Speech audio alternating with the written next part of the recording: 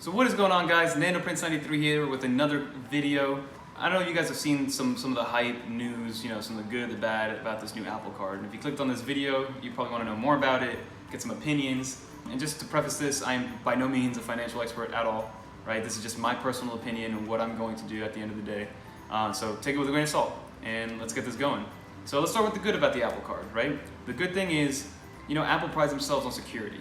There's been all these security breaches when it comes to Facebook, Android devices, so on and so forth, right? And then Apple, they claim, hey, we don't sell your data belongs to you. We're not gonna profit off of that. We could make billions of money if we wanted to based on the data we collect, but we don't do that. So that's a big perk. So when you start to bring in finance, there's a higher level of urgency to make sure that your data is protected, right? Because you're dealing with social security numbers, you're dealing with income, you're dealing with transactional data, you're dealing with tendencies and where you're going and all that stuff, because it's all location based on where you're going to spend that money. What Apple has done is the physical card has no credit card number on it, which I think is kind of cool. It's futuristic. I've never seen anything like that.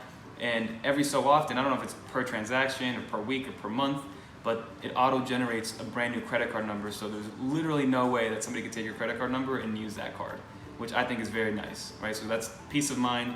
And I know that a lot of credit cards are pretty secure. I haven't had an issue with my current credit cards in terms of fraudulent activity, knock on wood, right?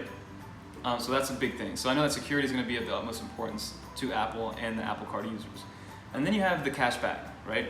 So for most typical cards, whether it's cashback or a reward point system, you have to wait until the end of a billing cycle to receive those points, right? With Apple, it's daily cashback. You have a 24-hour window, so whatever I spend at 5 p.m. today, I'm gonna get my percentage in cashback at 5 p.m. tomorrow, and it'll go into, not my Apple Card, but my, that prepaid Apple Card that's in your wallet. And you can, send it to your bank account, pay off your Apple Card just from there if you want to just put it towards that, so that's nice. So the cash is readily available, you don't have to wait for it. And the cashback categories are 1% cashback on everything that you use a physical card for, 2% cashback on everything that takes, or any store or merchant that takes Apple Pay, and then you have 3% cashback on all Apple products. Basically anything that has the Apple logo stamped on it, you get 3% back. Whether that's hardware, iPhones, MacBook Pros, iPads, or any other services like the new Apple Arcade that's coming out. If you use iCloud storage, you get 3% back. If you use any Apple services, that counts if you use your Apple credit card. So that's nice to have. But again, there are cards that have much better cashback. So I was watching a video by the Credit Shifu, who is a credit card guru, I guess you could say YouTuber, who mentioned something pretty interesting. So if you go to an Apple store, you use your cashback card to buy a $1,000 laptop, right? You get 3% back, that's $30. If you go on Amazon, and now that Amazon carries Apple products, you can probably get that same laptop on sale, $100 cheaper. So you're saving $100 there. And on top of that, if you have an Amazon Prime card, you get 5% off that purchase, or 5% cash back on that purchase, so at the end of the day, it's kind of, you gotta, play around with the market and see what's out there. Because this by no means, the selling point with this card is not the percentages and the categories of cashback, because it's not that great.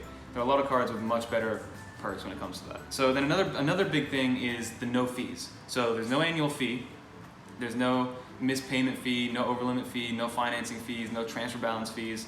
So you don't have to worry about losing any money out on that. The only time that Apple makes money off of this card is if you decide to pay the minimum on the card or don't pay your card in full at the end of the month, and then the APR kicks in. And that's how they build revenue on top of that and make their profits with the card. The biggest selling point for me though, selling point for me is that I think the software that coincides with this card is gonna be amazing. Knowing Apple, they probably made this, because they're marketing it really well, they probably made this software amazing. I use Mint.com and the Mint app to kind of track all my expenses, and it's the hub for anything, any card, any account, even some of my random saving apps that I have, it all ties into there. So I know what my net worth is at a glance, right? And takes care of all my transactions. It's a little complicated at first because you have to make sure that everything is categorized correctly. It's thinking that Apple's gonna take Mint and just bring it to a whole nother level. And that's what I'm curious to see. I'm curious to see how the software is, because I'd like to see exactly what's going on. The second I spend, I want to know where it's going, how it's being categorized, how much money I'm getting back for that purchase, etc., etc. And then another thing is, I think this card, from what I've been reading, is more of a beginner card, right? Because again, there's no annual fee, you don't have to worry about anything like that. And from what I was reading, people with a credit score as low as 620 are able to be approved for this card. So that's usually for a higher tier card, you got to be in the high 600s, low 700s, and mid 700s, something like that, depending on what card you're going for. But a 620 credit score to get approved for a card. So I don't know if Apple's aiming this for everybody to get it and just get kind of everybody in debt so they can start making more money because they're losing money on hardware sales, or I don't know exactly what they're doing, but that's what I've been reading, that 620 is kind of like the bottom threshold of being able to get this card. So let's move into the bad. That's all the good stuff in my opinion. Again, the biggest thing for me is the software and the privacy. I like that a lot. The cashback it's just there. It's good to have there. So the bad thing about this is that most cards, when you do apply for them, there's some sort of incentive to get that card. And it's usually a sign-up bonus or a welcome bonus. I know that there's American Express cards that say, hey, if you spend $2,000 or $3,000 within the first 3 months, you get $60,000 or 60,000 membership reward points to use towards your purchases or travel or whatever. I know other cards that do the same thing, but with cashback. So if you spend $3,000 more, you get $150 or $250 cash back in the first 3 months. So Apple doesn't have that. There's no welcome bonus. You don't get a perk for being the first person to sign up for this card. So depending on if Apple doesn't meet their numbers in terms of signups and people applying for this card, maybe down the line, 3, 6, 12 months from now, they'll give you a welcome bonus because they're like, oh crap, not as many people are signing up for this card as we anticipated, right? So if you want to hold on for that, that's your decision. And then another big thing that is good and bad is, if you're a diehard Apple guy, you got the iPad, the MacBook Pro, the Apple Watch, the iPhone, and you're just all in on Apple and you never plan on switching to any other ecosystem, then by all means, the Apple Card, go for it, right? This doesn't apply to you. But if you're just an iPhone user, but you have a Windows computer, an Android tablet, and you're kind of just all over the place and you're just thinking about maybe switching to Android, it's gonna be tough if you get this Apple Card. It's gonna just delve you deeper into this Apple ecosystem. Because once your finances are tied to Apple, it's gonna be very, very hard to let go. Because from my knowledge, this Apple Card will not work on anything but an iOS 12.4 or higher device. So that's my take on it. And then there's the morality of it, right? I watched a video by Brian Chung, I'll link him below if you guys wanna see the video, that Apple is losing its ability to innovate, right? Because everything is we're reaching this point where everything is kind of looking the same, everything is doing the same, but just a little bit differently. Everybody has their own little perk, but they're not that crazy of a perk in terms of hardware and software. What Apple has had to do, because their hardware sales are going so far down, is start doing services, right? So that's why you got Apple Arcade. That's why Apple TV is coming out. Apple TV Plus is coming out. iCloud storage that you pay on a monthly basis. So the services division is going through the roof in terms of revenue, while the hardware is dipping a little bit. So they figured, hey, let's get people to get an Apple Card, pay us and make money off the interest that they pay us. And on top of that, let them buy our products with the Apple Card, give them 3% cash back. But if they pay the minimum, we're making money off the hardware and we're making money off the interest that we're getting from them. So that's another way for them to take up the revenue, right? Whether that's a tiny amount or a gigantic amount, that just depends on the American spending. And from my knowledge, if you have a 620 credit score, you're carrying some sort of debt, which means that you're gonna be paying minimum payments at some point, and you're gonna be paying Apple some interest by using this card.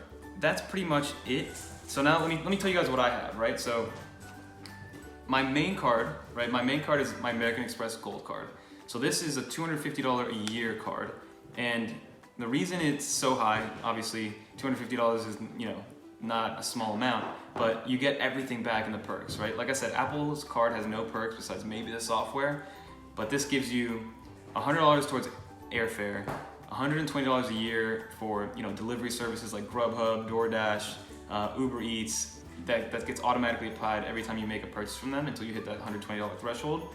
And then you also have 4 times points on US restaurants, 4 times points on groceries, 2 times points on gas. So it's stuff that you purchase every single day, right? This isn't like some obscure category where you get 5% cash back on this one item every single time you buy it, which is once a year or something like that. So it's been very useful, and my membership reward points have gone through the roof because I use this for groceries, every week, and it helps out in that scenario.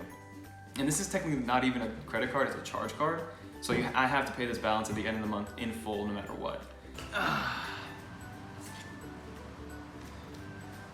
And then the only credit card that I have, what are you doing, man? The only credit card that I have is, my Best Buy Visa credit card. And the only reason I have this is because they do, I believe it's, if you spend more than $400 in one transaction, you get 12 months free interest financing. $600, you get 18 months free, 0 interest financing. So it's basically, you're borrowing money for free, which I'm okay with. And I only do it Like I did it when I bought my TV, I did it when I bought a lot of smart home appliances like the Hue lights and the Nest thermostat and the Google Home, stuff like that. It was just one big purchase because we had just moved. And that's the only thing that I use a Best Buy card for. It does have some cashback options when you use it on gas and stuff, but literally this is only used at a Best Buy store. And that's pretty much what I use in terms of credit cards, and not my debit card, of course. This would be, the only reason I'm thinking about getting this Apple Card, and I haven't decided yet, is hopefully I think the software integration is gonna be really, really nice. And the fact that like, I should have one more credit card at least, right? And it's about that time. The last time I got a card was about a year and change ago. So why not get the Apple Card if I'm gonna get any? So yeah, in terms of if you're a credit card buff and you're taking advantage of your reward points and your cash back, don't get the Apple Card. It's not worth it. It doesn't have great points. I just want it because I like to see exactly what I'm doing with my money, and the second I swipe a card, to get a notification and know what category it's in and see graphs and bar graphs and spending habits for me to be able to, like, hey, maybe I shouldn't go buy that today because I've spent enough already this month. I like that aspect. And Mint is kind of hit or miss sometimes. Sometimes it doesn't connect fully to American Express. Again, like I said, you have to categorize things a certain way. You got to go in there and manually change some of the categories sometimes and create your own categories. So I'm not a big fan of that, but Mint overall, I would give Mint like a 7.5, 8 out of 10. That's gonna do it for this video. Let me know what you guys are gonna do. Are you guys gonna apply for the card? Do you guys like the idea of Apple having your finance information as well as all of your freaking data? Or are you just, is that going too far? Is Apple going too far by saying like, hey, here's a credit card? Let me know in the description below. Until next time.